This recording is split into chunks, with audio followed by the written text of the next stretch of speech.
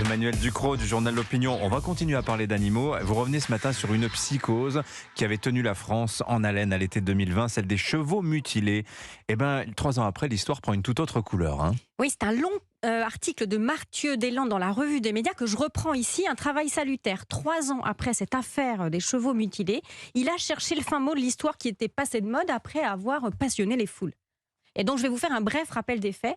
À la mi-2020, les méfaits d'un gang de massacreurs de chevaux avaient fait les gros titres de la presse. Des mystérieux tortionnaires qui s'en prenaient aux poneys, aux ânes, aux vaches, aux lamas, aux chevaux et qui parfois leur coupaient les oreilles.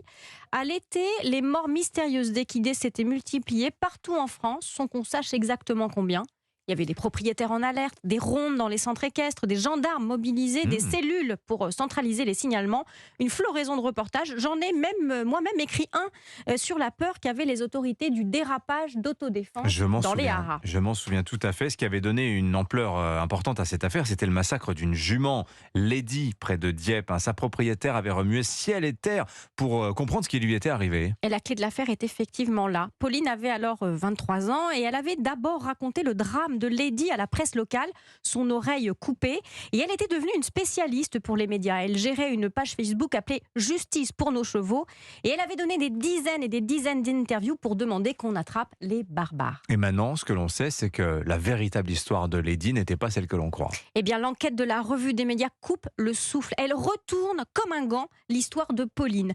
La propriétaire dévastée par la mort de sa jument était aussi une jeune femme paumée, mal aimée, qui vivait au bord d'un champ dans une caravane sans eau ni électricité, et elle s'était donnée pour mission de sauver les animaux. Elle les appelait ses bébés, ses loulous. Les bêtes, c'était toute sa vie, et elle avait recueilli tout un arche de Noé. Des lapins, des furets, des reptiles, des cochons vietnamiens, 5 chats, 4 chiens, 15 chevaux, 2 poneys. Oh là là. Mais elle n'avait ni de quoi les nourrir, ni de quoi les soigner. Ça porte un nom. Ça s'appelle le syndrome de Noé, le fait de maltraiter les animaux en voulant les sauver, les aider. Le vétérinaire du coin, l'équarrisseur, les autorités sanitaires s'inquiétaient. La ménagerie de Pauline faisait même l'objet d'une enquête.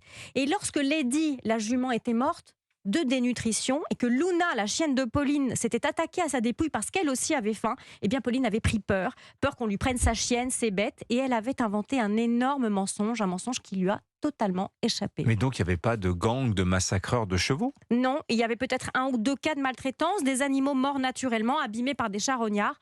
On a compté dans cette histoire de chevaux ce qu'on ne compte d'ordinaire jamais, les animaux morts, parce que c'est la vie.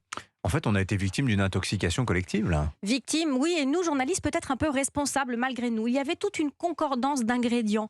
Le creux d'un été sans actualité, ce qu'on appelle une bonne cliente, criante de sincérité. Tout le monde avait envie de la croire, Pauline. Un sujet passionnel, les animaux, des faits difficiles à vérifier car égrenés partout en France.